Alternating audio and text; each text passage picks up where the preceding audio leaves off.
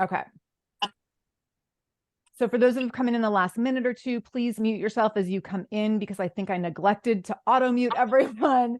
And we are going to spotlight our guest speaker, Dr. Erin Gonzalez, for the evening, and we will get started. So Dr. Erin Gonzalez is an associate professor in the Department of Psychiatry and Behavioral Sciences and the Department of Pediatrics at the University of Washington School of Medicine.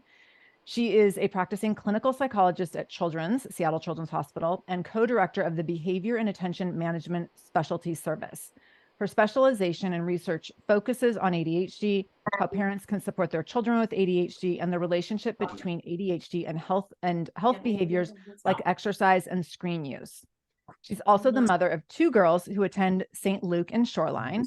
And this evening, she's going to be talking about executive functioning as it relates to ADHD, which was just mentioned in her bio a few times, but also as it just relates to being a human being and evolving in your own growth process, which is relative and relevant to all of our kids. So with all that, oh, and we have to talk about the book. So Erin's book, Benji's Busy Brain, just came out, and we will make sure we'll link in the chat here in a minute where you can get the book, and we'll also make sure that Erin points us in the right direction before she leaves this evening. But I already heard that it's a big hit in some of our school households, repeatedly, multiple evenings in a row, to be reading Benji's Busy Brain.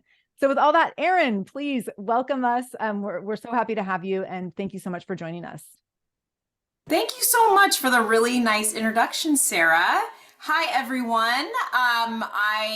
I love to see a few people have cameras on, so hello, but I'm assuming we've got quite a group here, which is great to see. As Sarah mentioned, I am a St. Luke parent. I put my last slide has a little picture of I have a P4, a pre-K girl at St. Luke, and also a kindergartner. So I think our schools have a lot in common. It's parent ed night. Oh, hold on, Erin, I just muted you accidentally. Oh, geez. Go ahead and unmute Erin. No problem. There we go. Sorry, I was trying to mute everyone else. Go ahead. No worries. Yeah, I definitely am keeping in mind what I know of your curriculum and our curriculum and trying to apply this concept of executive functioning skills. All right. Are you seeing my slides? That look good? Yes. Okay, great. We see your slides. Go for it. Okay. So we're going to start by talking about what it is we mean by this term executive functions. And I'm also going to talk about how that is related in many ways to ADHD. It's not entirely overlapping with ADHD, but there's a lot of ways that it's relevant there. And then give you a few ideas for ways that you can support executive functioning skills in your child, development of skills that they can use moving forward, but also just day-to-day getting through their tasks that require executive functions. And we'll end with commenting on just thoughts about what to do if you think you need more help and may need maybe to talk more about ADHD and those kinds of concerns. All right, so what do we mean by this term? I think this is very much a pop culture buzz term these days, executive functions. So in the scientific world, there's a collection of skills that we group together under executive functions. And if you think about the executive of a business, it's kind of the person who organizes and controls and sequences and plans things for the business. The executive functions are sort of the executive of your brain, the boss of your brain. So they do things like making plans, keeping things in your mind, mentally organizing information, deciding when to move forward with something, when to stop yourself, and when to switch tasks or stop and wrap up tasks. And you'll see on here also metacognition. So that means thinking about your own thinking process. So being able to reflect on, wow, I got really mentally disorganized there, or, oh, okay, I've got a mental plan and I'm following it. Just our ability to have insight, which is really tough for kids. And then emotional control. So we need the boss of the brain to be in charge to help us put on the brakes when we need to and express our emotions in ways that are more effective to get our needs met. So the executive functions are all based in the frontal lobe of the brain, the prefrontal cortex, and I'll show you some other images of what this looks like with ADHD and without ADHD. But very central to this idea of executive functions is the brain chemical dopamine, which you may recall back from your own school days. Dopamine is the reward chemical, the pleasure chemical that makes you interested in things and makes you go back and do things again. And dopamine is very central in ADHD, but also in all goal-directed behavior. We need to have some dopamine flowing in our brain to be motivated.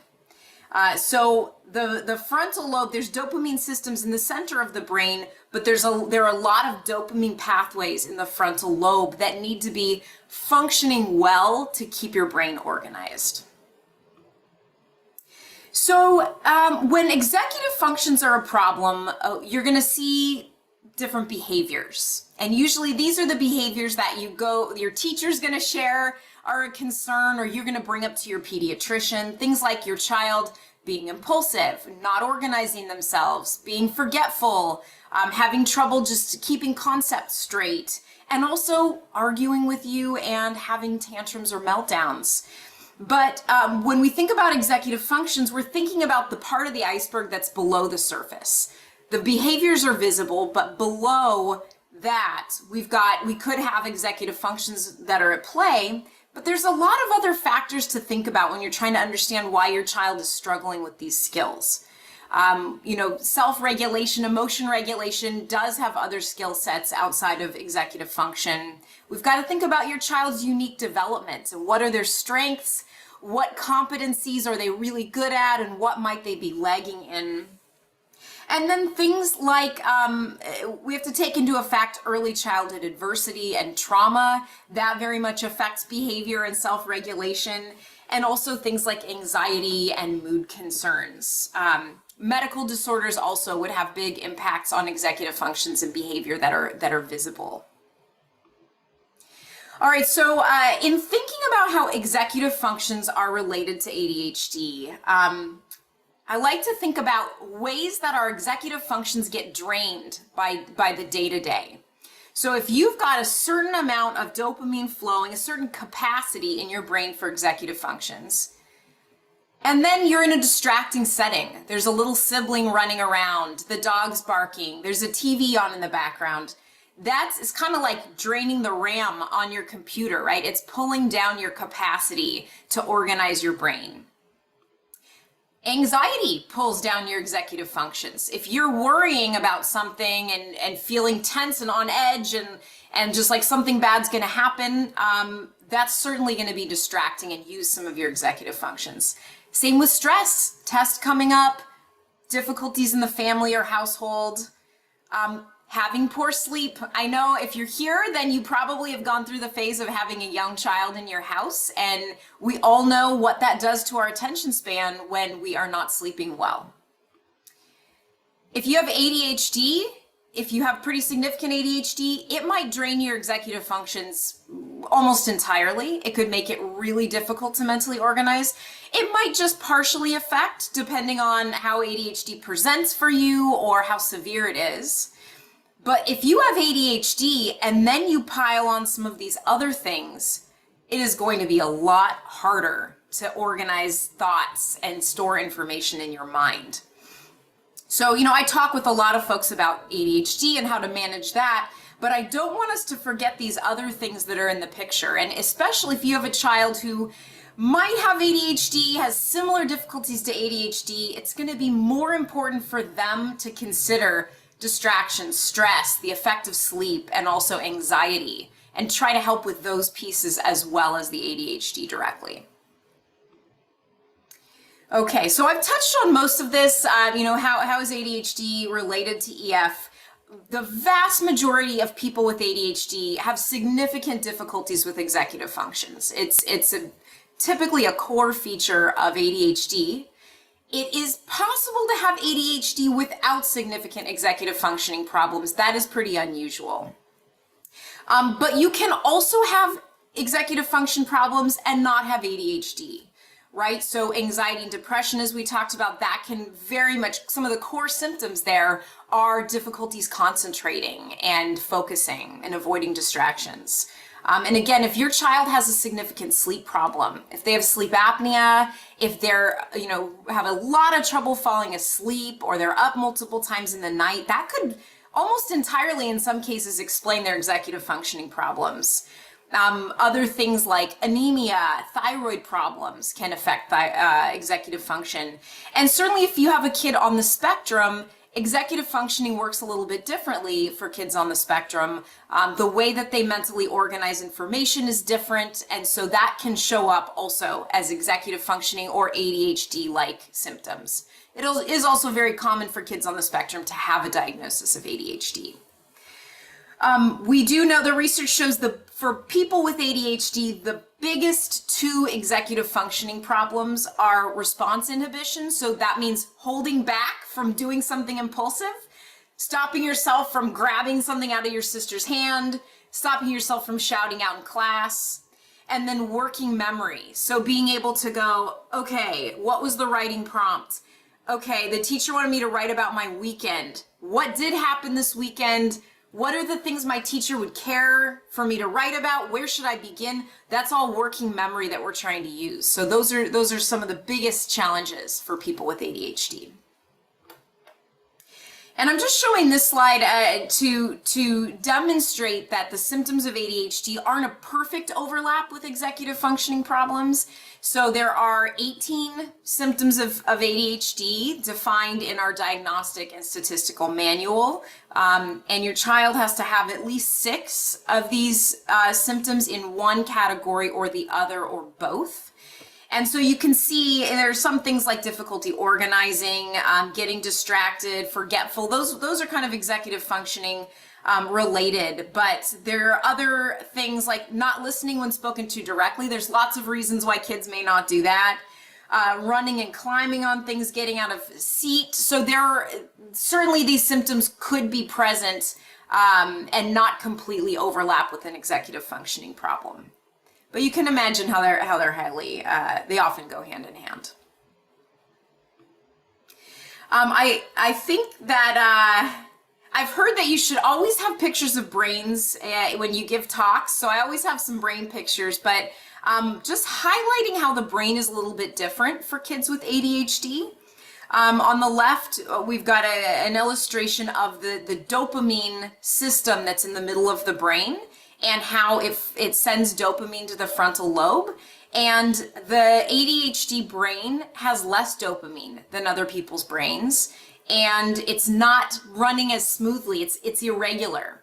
So if a kid with ADHD finds something they love, they are going to have all the enthusiasm and focus in the world for that. They are going to get massive dopamine and get really into it. Video games would be high on that list, but sometimes it's just another interest that they have. Legos, reading. But it takes kind of more for them to get excited and interested and motivated in things. And then when we look at advanced nerve development in the brain, we call this myelination. That's when the nerves get this coating on them that makes them run much faster and more automatically. You can see that there's about a 30% delay in the myelination in the frontal lobe with ADHD. And that maps onto a delay in what we might think of as maturity skills, right? Like remembering what you need to do every day, keeping yourself on track with your morning routine, stuff like that. Now, I want to note that there is no relationship between ADHD and IQ or intelligence, right? That's very different than the frontal lobe. We actually see more kids in the genius level of IQ who have ADHD than in the typical population. So just because your nerve development is a little bit different in the frontal lobe, it does not impact your capacity and your intellect and your other cognitive skills. All right, so let's move on to what do we do? You know, if you're here, you've observed probably some challenges for your child in the area of executive function. And I do very much want to emphasize kids in general don't have great executive function, right? None of them do. It's very rare to have a kid with super strong executive function. So just because your child's struggling to organize themselves, it definitely doesn't mean they have ADHD. I think all kids could use some support and scaffolding of executive function skill development early in life. And so again, if you've struggled with these things, you know that it is so frustrating for parents. And part of why it's frustrating is because you know they know what to do. You know they're capable of it. You've seen them do it. You've seen your child get entirely ready for school on their own when it was a field trip day and they were excited. So why don't they do that consistently? Well, I like to use this metaphor of the window on time to help us understand how to support our kids with executive function skills. So we all have a window on time, and as adults, this is like a picture window.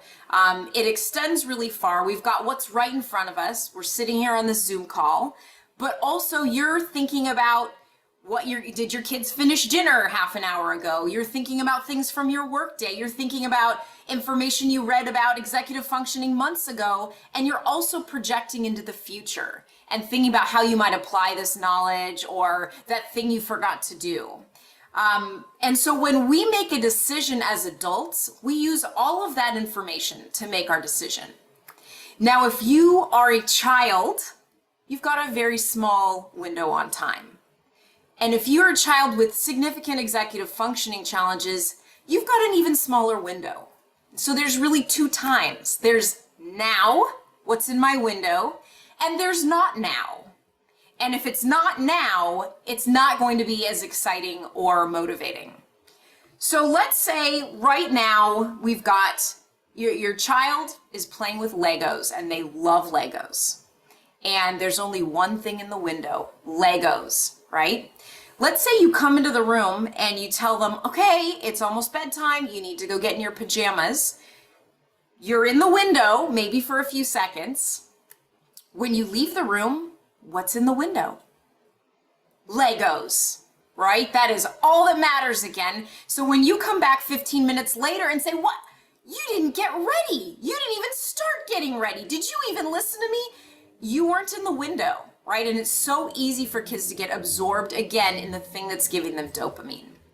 I will also say for kids, an emotion will fill the window on time completely. So if they're mad, they don't care. They know that hitting their sister is going to get them a timeout. They know that if they crumple their homework up and don't finish it, there's going to be consequences, but that doesn't matter right now. Emotions are in the window.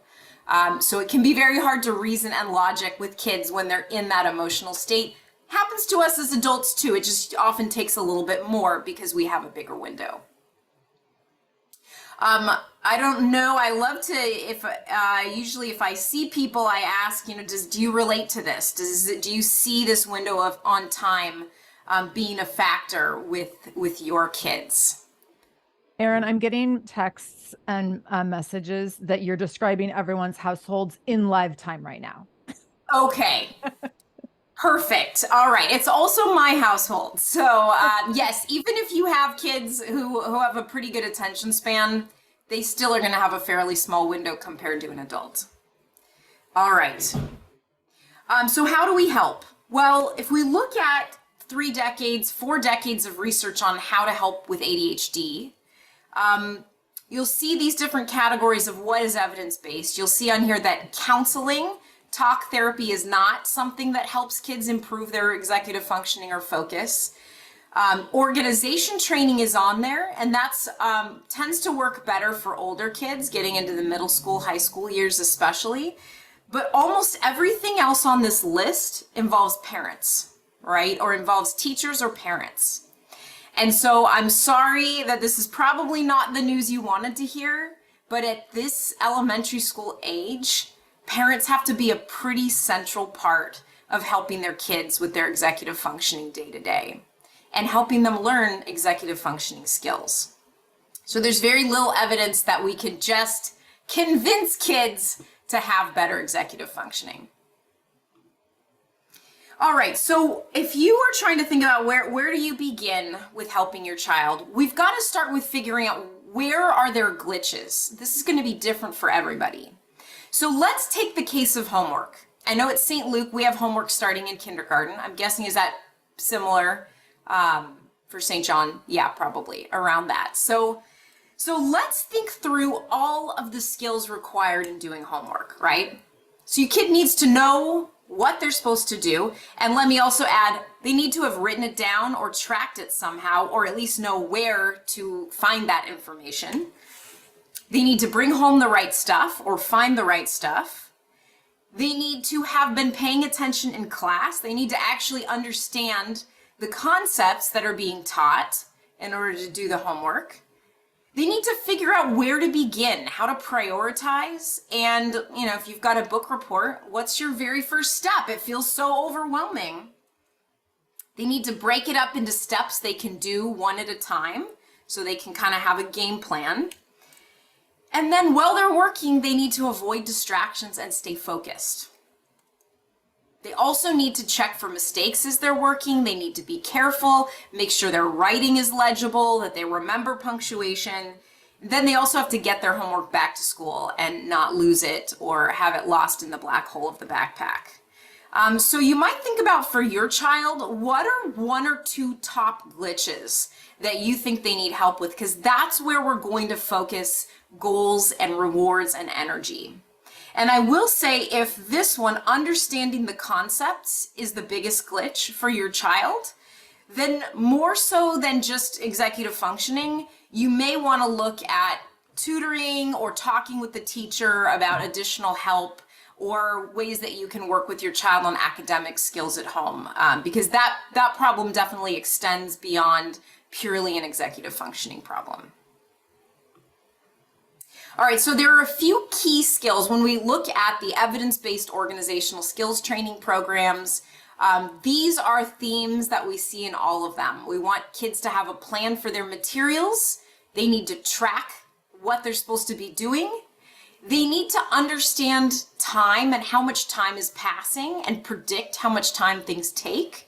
And again, as we talked about, chunking things and prioritizing and figuring out how to help. And being consistent day to day and doing things the same way each time is going to help kids master these skills. If they just do it once in a while, it's very hard to build a habit. All right, so as a parent, I think one thing to keep in your mind is that if you're repeating the same explanations and lectures over and over, like, don't forget to turn this in, don't lose it, you're not going to lose it this time, right? You got to give it to your teacher, and that's happening over and over, it's probably not sinking in too well. So showing your kid how you use your executive functions can be much more powerful, right? We want to find ways to stay in the window, and long lectures are not good for staying in the window, but short little examples and demonstrations are. You can narrate, hey, we've got this project. I think making a list would be a good place to start. I'm going to sit down and let's together come up with all the things we need to do. You can demonstrate, you can role play this, and it is going to be very important to link executive functioning tasks to something that your child cares about and is motivating. Because otherwise it won't stay in the window, right? We need something exciting right on the edge of the window that your child is motivated to work toward. So where's the dopamine? We got to find the dopamine here. So here's one thing you can try at home, which is creating a family game plan about how homework happens. And in an ideal world, this would be your child doing this in their handwriting with you, coming up with the answers together, but them owning this. This is their homework plan. So deciding where's the distraction-free environment. Spoiler alert, it's usually at a kitchen table or somewhere where the adult is present, not typically in their bedroom or on the couch. How are they going to get started and set things up? What do they need to put away during that time to avoid distractions? And what is the parent's role? Is the parent's role going to be sitting with them pointing, now do question 1? Okay, now do question 2. If you can swing that, great. But if you can't, which is most of us, setting a clear expectation about how long they're going to work independently between check-ins. And then importantly, what's going to happen when they're done? What is the sense of reward that we're going to help them get? So this is the when-then principle that I'm sure folks are already using this in many ways. It's the work before play, right? If our child hates brushing their teeth, maybe we link that to picking out the story, which they do enjoy, right? As soon as your teeth are brushed, you can pick out the story. So with homework, what comes right after? And I'm not necessarily, a huge proponent that screens need to be the reward, but for many kids, that's a currency that's very motivating. So you can also break this down smaller if your child just gets distracted so much and homework is really painful for them. Setting small chunks together of what they're going to do and making time visible. So I use a visual timer like this. I don't know if others have this. A digital clock does not stay in the time window, right? It's too abstract, but this will show your child how much time is passing. And there's a free app called Countdown that also does that same thing. And we can give them points, we could give them poker chips, warm fuzzies, or just, check in with them and praise them in between each chunk. And I ended here with use exercise before, and that is leading into the plug that I want to make here, which is that health behaviors are very much related to executive functions. This is my research area, actually. So we've talked about sleep, but exercise actually acts in the brain as a dopamine increaser. Among other things, it helps your focus. As you may have noticed, if you go for a run and then you sit down to work, your focus is better. And screens do the opposite because it sucks all the dopamine out of your brain. And then when you turn it off, dopamine crash. So we've just got to be aware of balancing these things. And so if screens are totally out of control in your household, I think a lot of parents these days are getting a grasp on how to manage this. 5 years ago, that was not the case, but if these are out of control, other strategies are not going to work well. So you might think about, when is your screen limit at night? When do screens get put away? That's the big one because they do affect sleep, of course. Just how do we get the whole family, including parents, on the same page about those limits? And there is a free website here, healthychildren.org, where there's an interactive tool that you can use to create a family media plan for all the kids in your household. Okay, so what if we need more? I just sprinkled a few things out there, and I'm well aware if your child has significant executive functioning problems, that's not going to cover all the bases.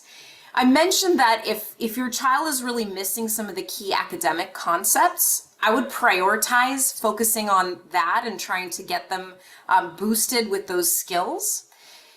If you think that ADHD may be at play, a first stop for that is usually talking with your pediatrician. You don't need a specialist necessarily for those first conversations. Most pediatricians are very well versed in ADHD these days and can help do some screening with you to find out if that's something to pursue more.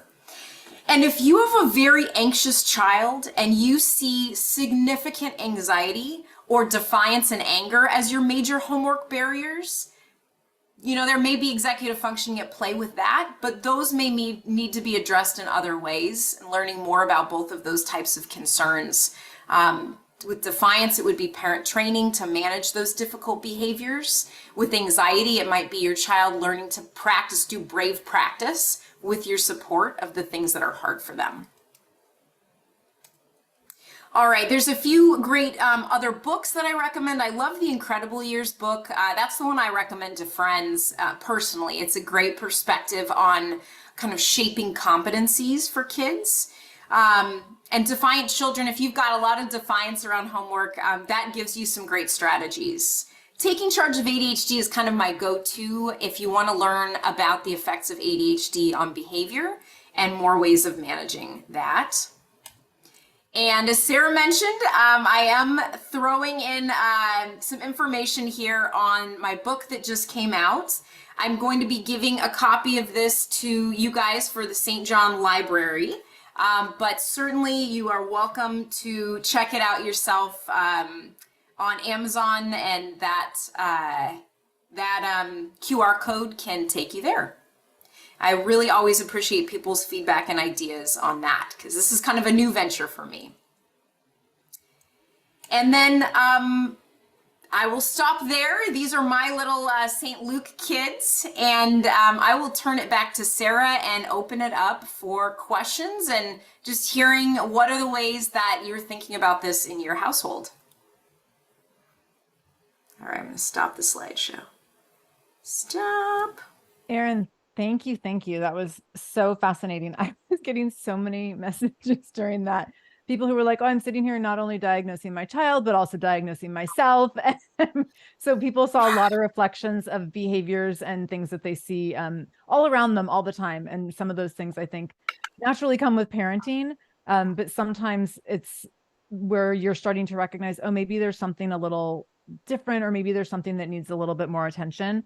I know it was like a year or two ago, my son came home from school one day and he had all these papers that he had quote unquote put in his folder, which meant that he stuffed them in his backpack, but like beside the folder, not in the folder.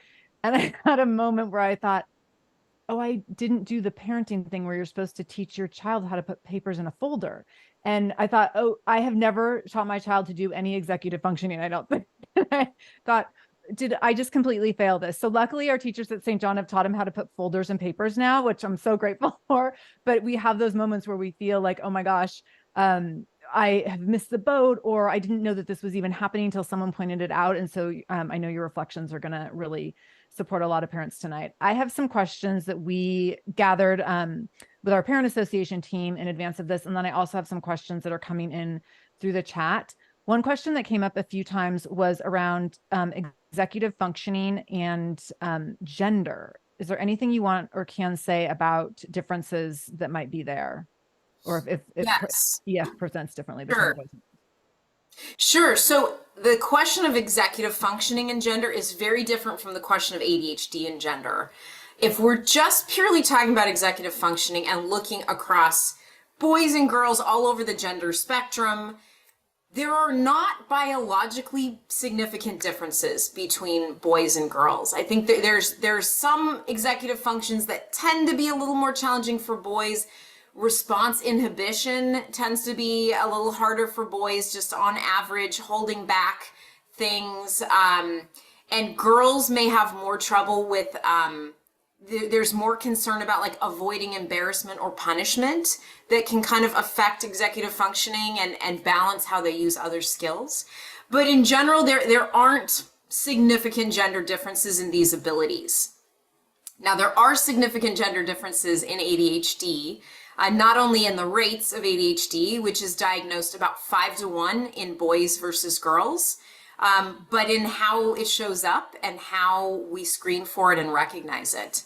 And I imagine there are folks on this call who may have, women who may be thinking back on the fact that they had a lot of these difficulties that were never noticed in their childhood because they were being good and trying to not get embarrassed or get in trouble and hiding it fairly well. So we're learning more just in the past decade about how ADHD looks a little bit different for girls. Impulsivity is different in girls versus boys. And just some of the other symptoms, hyperactivity looks different. So there are more differences there, gender differences there in the ADHD world. Is screening changing as a result of that evolving awareness? Well, I have to say that our diagnostic manual and some of our core screening tools, like the Parent Vanderbilt rating scale, those have not really changed, but there is a lot more research now on inattentive type ADHD. If you look at the biggest studies of ADHD, there's a study called the Multimodal Treatment Study of ADHD that was done in the 90s with hundreds of kids. They only let you in if you were hyperactive and had ADHD. And so it was 80% boys in that study. And that is the most cited study on ADHD out there. And it's almost all boys, right? How can that be representative? So now there are a lot more studies that specifically enroll kids with inattentive type. And in our studies at Seattle Children's, I would say this is a pretty mentally health literate area, of the country. We're about 50-50 girls and boys here. So I do believe that's closer to what the actual rates are, but we'll continue learning about that in the coming years. Yeah. We actually had a question around ADHD and ADD, so I will go right into that question. Can you explain the difference between ADHD and ADD, which is that hyperactivity component in there, and then how those can relate to executive functioning, and if they relate differently? Yes, absolutely. So just to confuse everybody in the world, the term ADD was used a lot. It kind of came out in the 90s and now is not technically the correct terminology. But let me just show you this. It's now called ADHD predominantly inattentive subtype. Because that's quick and easy to remember. So easy, I know. So self-explanatory. So decades ago, it was thought, or really the hyperactive impulsive column of symptoms here was what was relied on to diagnose ADHD, and the other column was kind of considered less important. And in the 90s, they opened up the ADHD diagnosis to include people who only had symptoms in the left column, so only inattentive symptoms. And in fact, some of these kids were less active than average. They weren't hyperactive, they were hypoactive. And so we now know that is a different presentation of the typical hyperactive combined subtype, but very much has similar difficulties in functioning and in life. And the other thing we know about ADD, or inattentive subtype, is that the treatment is really the same, surprisingly. It's treated with the same medications, it's treated with the same behavioral strategies, especially working with parents to support their kids with different developing skills. So I think it does matter that we have these different subtypes, but ultimately, the action plan would be the same, regardless of which subtype your child has. We have questions coming in the chat, so I'm going to start pulling questions from the chat in just a second. I want to look through my list here. I'm caught up between listening very intently and then also what's the next question? You talked about screen time, and I think this is a question that a lot of parents might have on their mind. Does the quantity of screen time given correlate with attention struggles or executive functioning? And I know you mentioned specifically around bedtime and not having screen time really close up to bedtime, but just generally speaking, is there a correlation? Yes. With screen time and executive functions in ADHD, we have kind of a chicken egg issue going on, where we know that kids with ADHD, for example, watch a lot more screens than kids without ADHD. But it's been tougher for scientists to disentangle, are they just watching the screens because of their ADHD, because they need dopamine and they are restless, or have the screens been causing their ADHD? And one clear link we see in very early childhood, the toddler and preschool years, there is clear evidence now that amount of screen exposure, especially in the toddler years, but also preschool years, does correlate with having a future ADHD diagnosis. Mm-hmm. So there is some belief that has an impact on the developing brain and executive functions. We also know that if you have ADHD and you watch screens, your symptoms are going to be more challenging. So it does make ADHD worse. I think if you've, had, moderated screen exposure, and now you have a preteen who's just obsessed with screens, they're watching more, it's not going to give them ADHD at this point. It could affect their mood. It could have some effect, definitely could affect their sleep. It's not going to give your child ADHD. But you do have to be aware that if you have a kid with ADHD, it's going to be harder for them to set limits on screens. and kind of self-manage that without some oversight. Continuing on that screen theme, and then I'm going to go back to what you just said about self-management. And we're going to talk about, I want to ask a follow-up question about the window.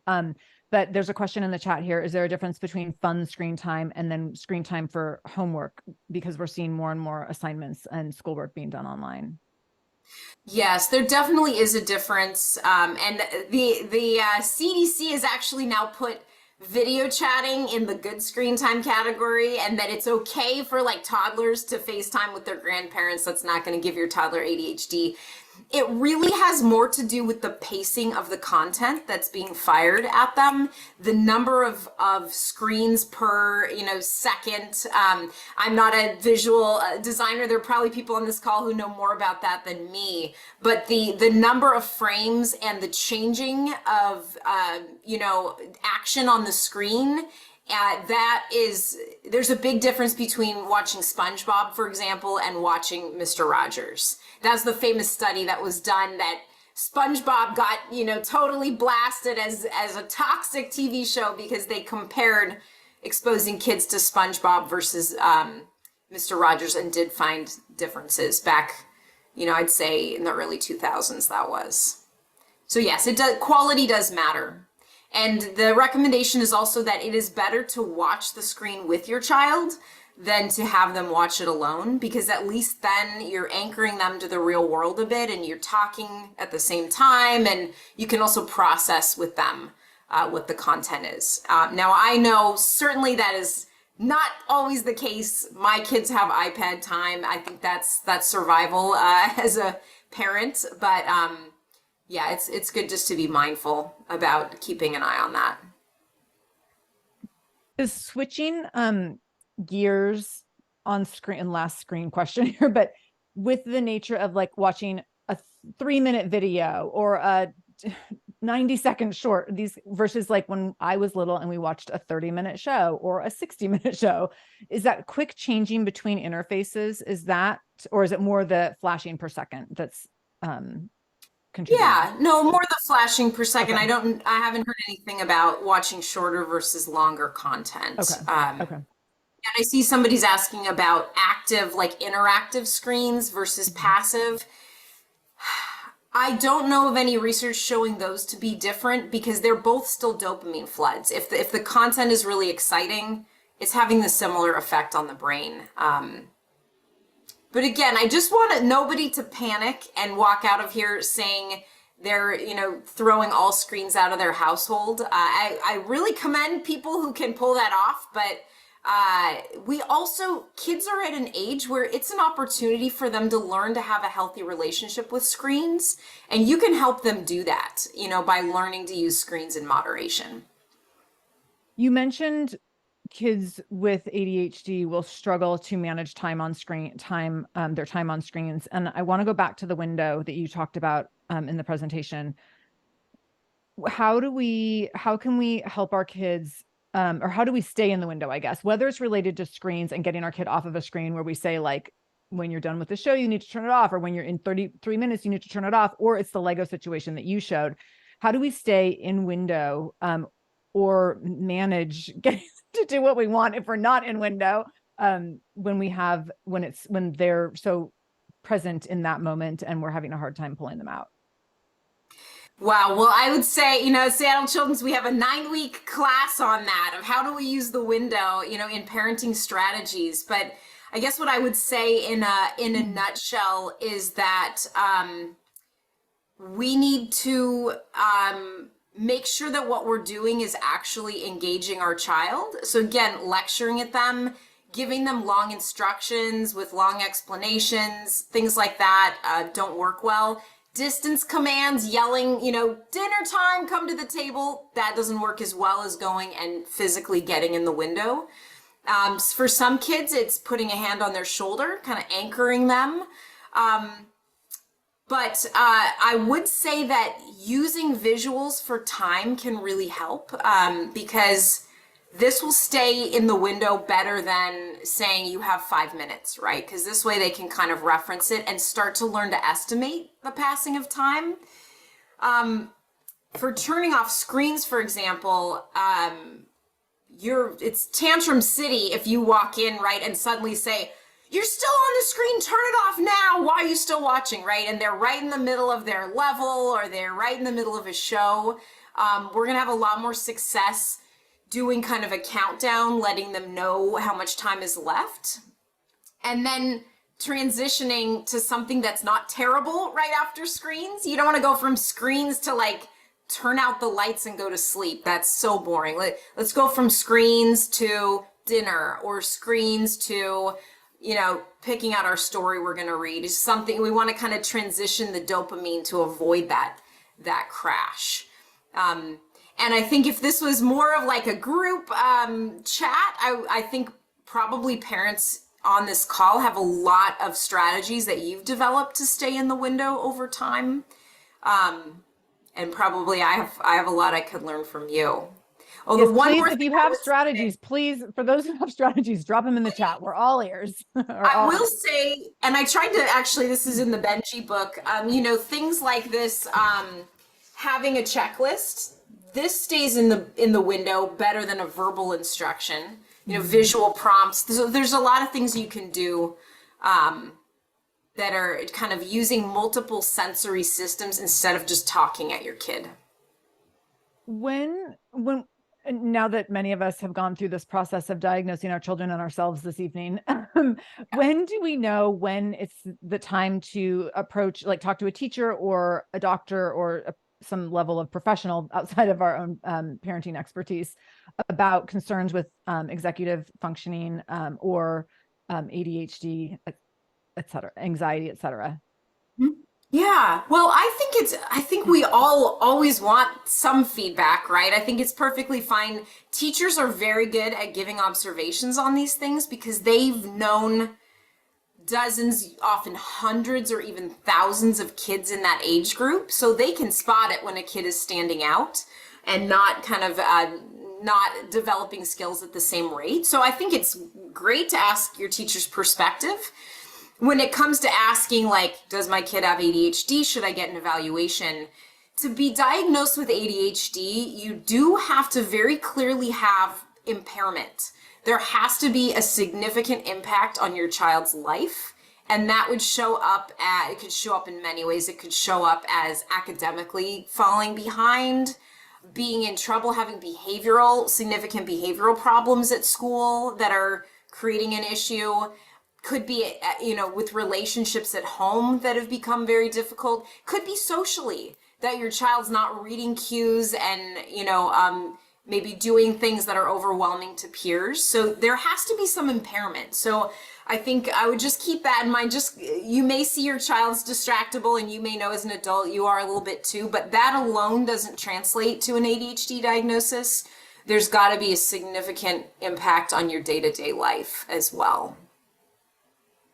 Can executive functioning, or I don't know if delayed executive functioning, I don't know if that's proper terminology, can that be its own standalone challenge, or is it if there's a challenge or delay in executive functioning, is it typically connected to, and you gave examples of ADHD, anxiety, trauma, other underlying factors? Yeah, I will say I do a lot of ADHD evaluations, and I've definitely seen kids where I've talked with the family and said, your child, really what we're looking at is an executive dysfunction, right? That is the core of your child's problem. However, the closest diagnosis, that there is not a diagnosis that's executive function disorder. I think I hear that term. I think some people use that term. It's not like a billable diagnosis that's in the DSM. So typically, if your child has really substantial executive functioning problems that are affecting their day-to-day life, and they do kind of need it to be categorized so that the rest of the world can understand and avail resources to them, typically the diagnosis that, you know, we would go with would be ADHD. That's the closest that we have. Although it could certainly, we may better understand it to be an anxiety disorder, that they're so kind of on edge and you know, vigilant, and that is causing a lot of distraction and difficulty with focus. So yeah, there are a few different categories. I will say that a lot of the kids I see with more pure executive functioning problems and not classic ADHD, often they're on the spectrum in some way. It's a pretty common presentation that I see is executive dysfunction for kids on the autism spectrum. Can you talk about, and you mentioned this a little bit, the connection, or not the connection, although I think it is a connection, but I'll let you clarify that, between ADHD and anxiety in children, and is one more prominent than the other? Like where do those two overlap or intersect? Yeah, ADHD is the most commonly diagnosed behavioral or mental health disorder in children. It's about 10 to 12% right now. That doesn't necessarily mean it is the most prevalent. It's more likely to be diagnosed. We'll say that because it creates, I think, more glaring challenges than anxiety does. A lot of us are, have gone our whole lives with pretty substantial anxiety, and we're pleasers, so we don't end up drawing the attention of teachers. But I've seen statistics that about 20% of US children have, notable anxiety. I've seen rates during the pandemic that were much higher than that. It's just that where do you draw the line of anxiety that's, kind of trait or helping you get through life, and anxiety disorder that must be treated? There's kind of it's tough to make that call. So I would say maybe in general, anxiety of some sort may be more common, but ADHD is definitely more diagnosed than anxiety. Do you want to add in anything coming from a follow-up question privately here in the chat around any connection to OCD? So 50% of people with OCD also have ADHD. So the two, that tells us they're not two separate things in that case, right? They're clearly interrelated. And if you think about that glass of water and you think about OCD, which is, thoughts that are stuck, like a hiccup kind of in the brain just popping up, that is really going to drain your executive function, and it's going to cause you to be more, possibly more jumpy, distractible. So for many people, the ADHD-like symptoms and executive dysfunction is part of the OCD. That'd be really common to see. That makes sense. We have a couple different questions on in the chat and then also privately around recommendations for parent training or coaching. So there's a question in the chat here around parent training on defiant children, but there's other questions around parent coaching to support your kids, like to support your child in executive functioning. This might just be a promotion for your services at the hospital, but which is totally fine. Where would you like to point people for those kinds of questions? I don't necessarily want to promote our services. I know there's a long list. Buy them. But we definitely aren't, on the hunt for trying to increase our wait lists. And it breaks my heart when families need help and have to wait. We do have parent training programs. Super Parenting is our main program at Seattle Children's that covers evidence-based parent training. I would say that there are research validated curricula for parent training that I can strongly recommend to you. If there are programs like The Incredible Years, PCIT, Triple P, lots of acronyms, Super Parenting, Defiant Children, those are all research validated. There are a lot of people who do parent coaching out there, and you don't even really need a credential to do that. And I will say there's lots of great parent coaches, people that can definitely help you, but there's not as much quality control. So it's harder to say what you'll get if you just sign on with somebody who's a parent coach. If you're looking for a therapist who can do more parent training work with you, I would definitely ask if they use evidence-based parent training or evidence-based programs in their work. For the executive functioning focused parent coaching, there's only been one major study of this in elementary school kids. There's one for middle school kids and teenagers called STAND, Supporting Teen Autonomy Needs. And that's a really well validated one. In kids, there's one that's been done, but it's really offered almost nowhere, sadly.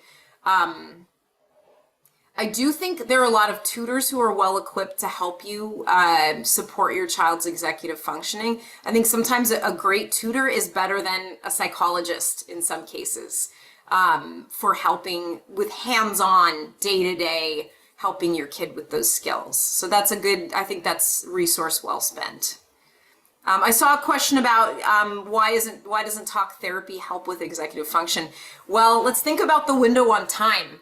So if you brought your child to see a therapist like me for an hour a week, and we're going to sit in a distraction-free room, and I'm going to like coach them through stuff and try to pump them up and say, okay, you're not going to lose stuff this week, right? Okay, you're going to avoid distractions, right? When they leave my office, what's in the window? Right? It's really tough for therapy skills to generalize to real world action in the elementary school age group. So I think good therapy, whether it's for ADHD or anxiety, I think good therapy in this age range involves the parents, because you're going to help with the implementation of skills that they learn. I know we're right at the top of the hour. Can I ask 2 more questions that I have here? So first is on accessibility and financing. So we have a specific question comment on this, but this is also something I'm aware of from having many friends and family members go through this. Access to just assessments, not even treatment, is often cost prohibitive. Do you have any ideas, thoughts, resources that can make assessments or treatment more approachable? I know you've given some great examples of books and places to go look online, but anything that where people might be struggling with cost and be able to get some support. Yeah.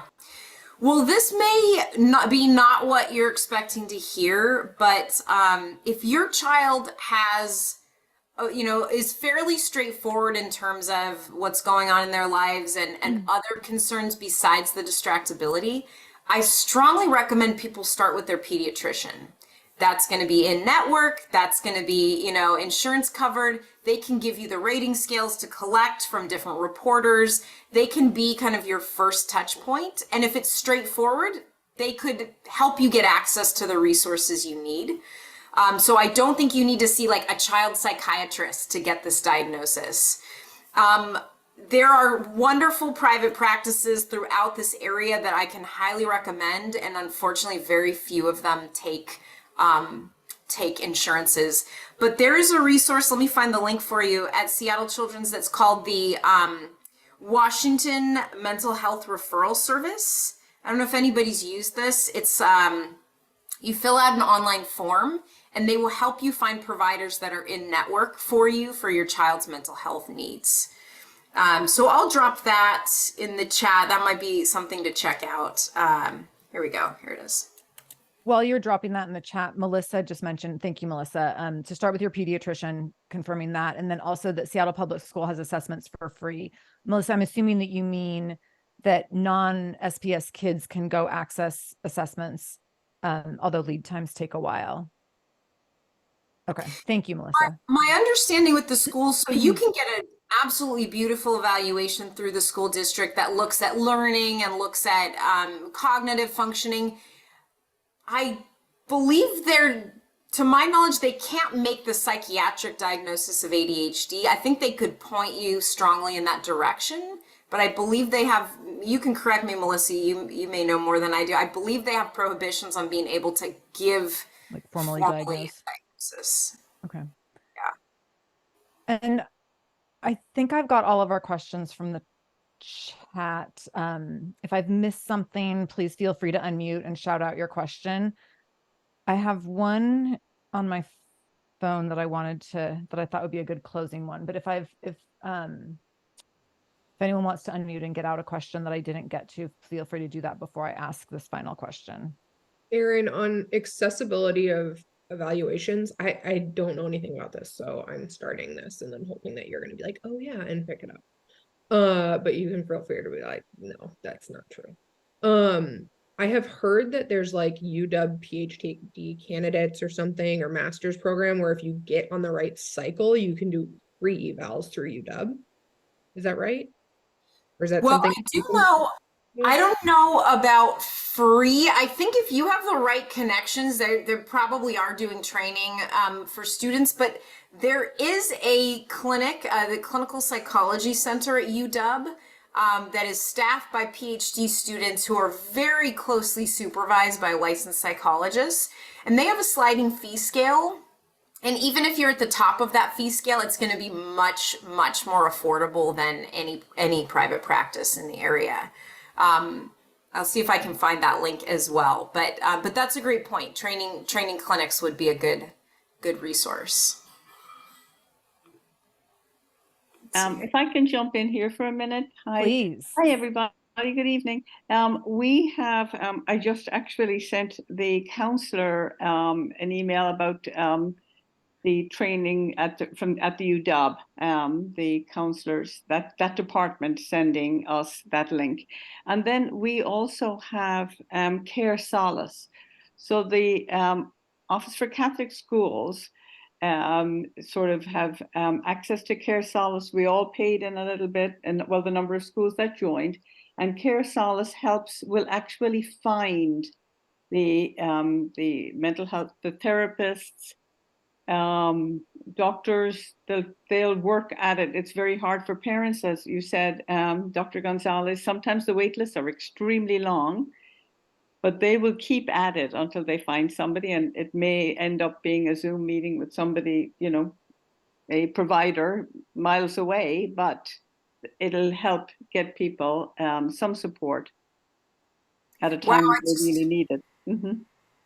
I just pulled up that website. I was not aware of that service. I'm so glad you brought that up. That looks really great. Yeah. Okay. Not all the schools bought in, and I'm not sure. You should find out from at this school up there at St. Yeah. Luke. Yeah, I haven't heard anything about that. Okay. I'll ask. So closing question.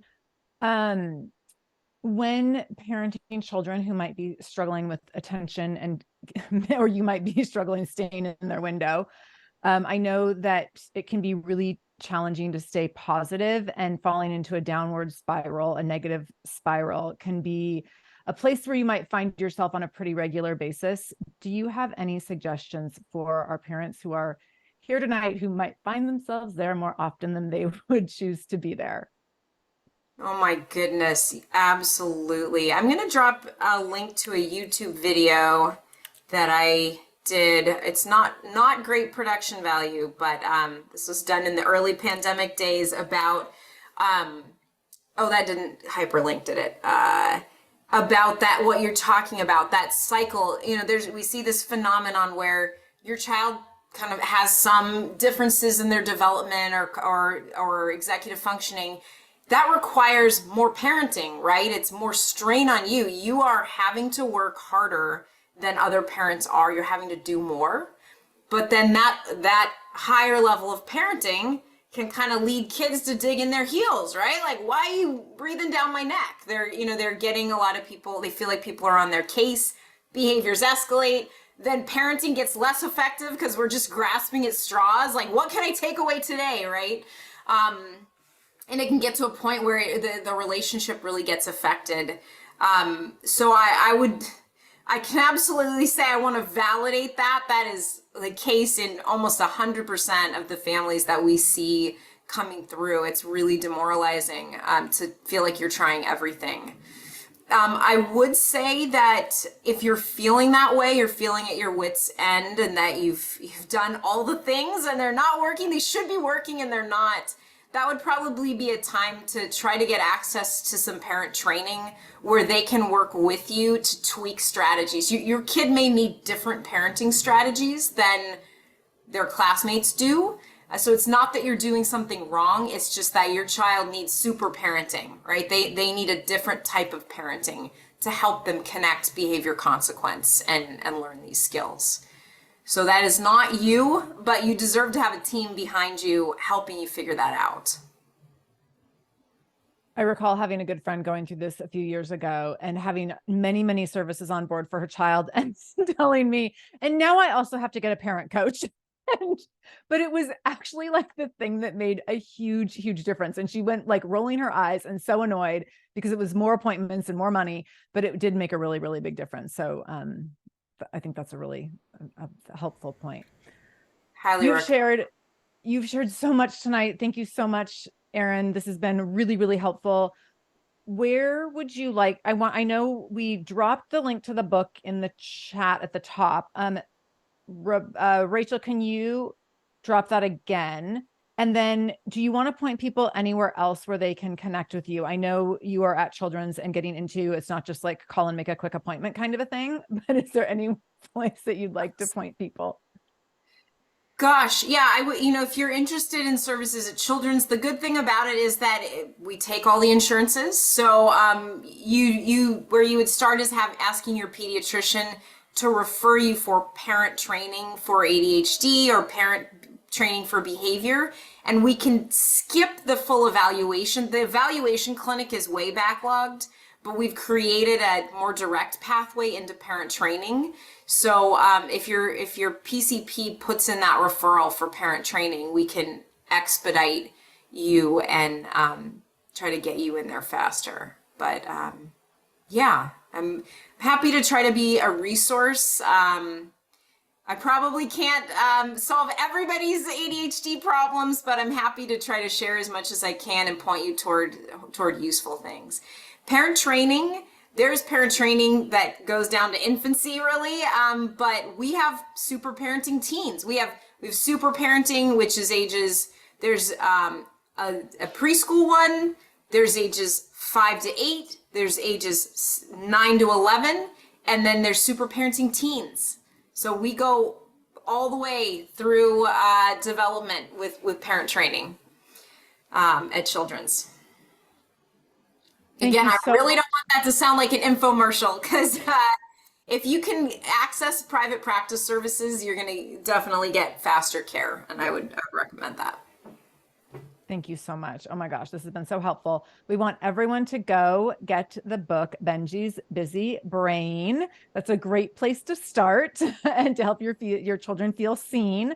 And then thank you so much for being here, Erin. This will live in our parent education content library. And I know that it's something that parents will visit for the first time and then come back and revisit over and over again. And I know parents here tonight were like, I didn't quite catch that. And they're going to be re-listening as well. So thank you for this. This has been really incredible, really helpful. And we're very grateful.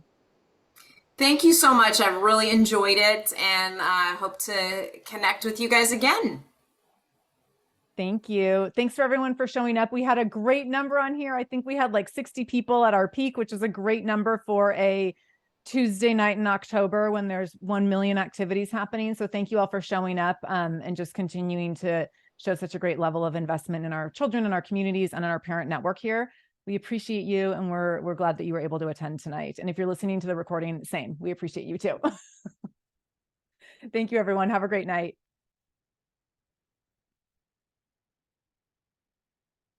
I'm going to stop the recording.